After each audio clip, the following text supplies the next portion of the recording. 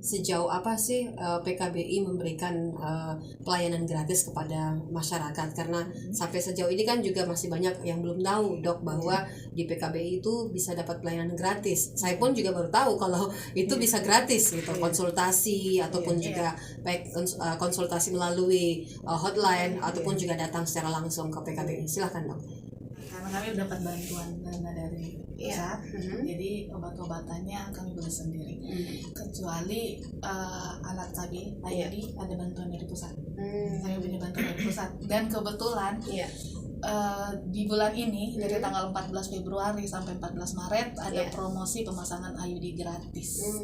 Pemasangan IUD gratis tanggal berapa? Dari tanggal 14 Februari sampai 14 Maret, 1 bulan. 1 bulan ya? Iya, ada pemasangan. Mungkin mereka masih terfokus pada saya tidak punya BPJS, saya tidak punya, jadi mereka mungkin itu image itu masih melekat sama mereka, sehingga ketika mereka datang itu mereka sepertinya masih ragu-ragu gitu, apakah harus membayar, takut harus membayar mahal karena mungkin mereka belum tahu.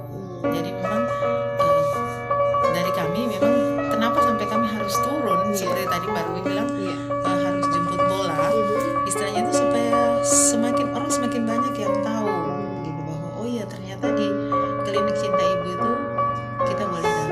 Kita door to door di sekitar klinik yang biasa door to door. Terus kita kampanye via media sosial lewat IG, FB, dan kampanye di WA juga gitu.